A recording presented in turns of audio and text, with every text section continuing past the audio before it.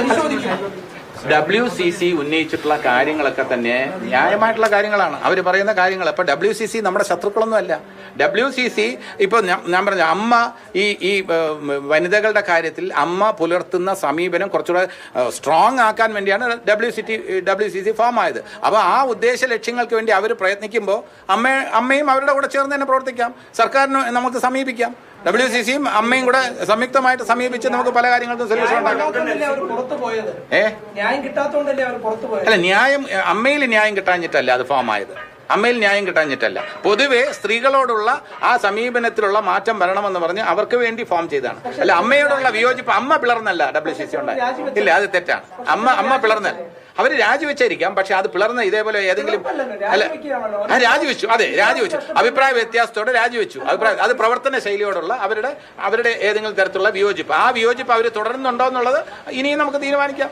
ഇനി നമുക്ക് അവർക്ക് ഏതൊക്കെ സാഹചര്യത്തിലാണ് വിയോജിപ്പിന്റെ ആ മേഖലയൊക്കെ ആ അതിർ വരുമ്പോഴൊക്കെ ഇല്ലാതായിക്കൊണ്ടിരിക്കുകയാണ്. ഇപ്പൊ നമ്മൾ ഹേമ കമ്മിറ്റിയുടെ കാര്യത്തിലൂടെയെങ്കിലും നമുക്ക് എല്ലാവർക്കും ഒന്നിക്കാം.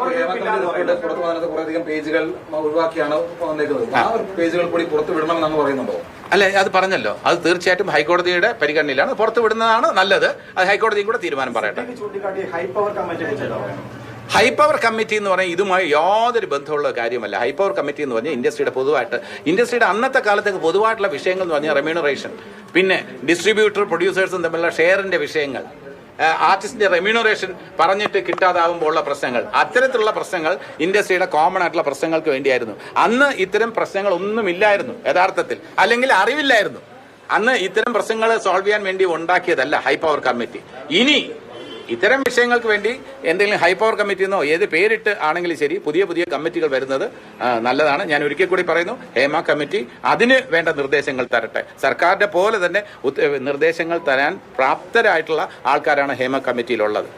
ശാരദാമ്മ എത്രയോ വർഷത്തെ എക്സ്പീരിയൻസ് ഉള്ളത്. അപ്പൊ അവർക്ക് കുറെ സൊല്യൂഷൻസ് കൂടെ. നമുക്ക് പ്രശ്നങ്ങൾ എല്ലാവർക്കും ചൂണ്ടിക്കാണിക്കാം. ആ പ്രശ്നങ്ങളിൽ നിന്ന് നമ്മൾ ഒളിച്ചോടാൻ പാടില്ല. പക്ഷെ പ്രശ്നങ്ങൾ ചൂണ്ടിക്കാണിക്കുമ്പോൾ മാധ്യമങ്ങൾ ചർച്ച ചെയ്യുന്നു. ഇത്രയും ദിവസമായിട്ട് ചർച്ച ചെയ്യുന്നു. ഏറ്റവും സ്വാഗതാർഹമായിട്ടുള്ള കാര്യമാണ്. അതെന്തിനാ ചർച്ച ചെയ്യുന്നത്? വേറെ വിഷയങ്ങളില്ലേ എന്നൊക്കെ ചോദിച്ചാൽ ഇത് ഡിവിയേറ്റ് ചെയ്തൂടെ എന്ന് ചോദിക്കുന്നവരുണ്ട്. എനിക്ക് അതിനോട് യോജിപ്പില്ല. ഇത് കറന്റ് ഇഷ്യൂ ആണ്, റിലവന്റ് ഇഷ്യൂ ആണ്. പക്ഷെ ഇത് ചർച്ച ചെയ്യുമ്പോൾ സൊല്യൂഷൻസിന്റെ കാര്യത്തിൽ കുറച്ചുപേരൂടെ സജീവമായി പങ്കെടുക്കണം. എന്ത് ചെയ്താൽ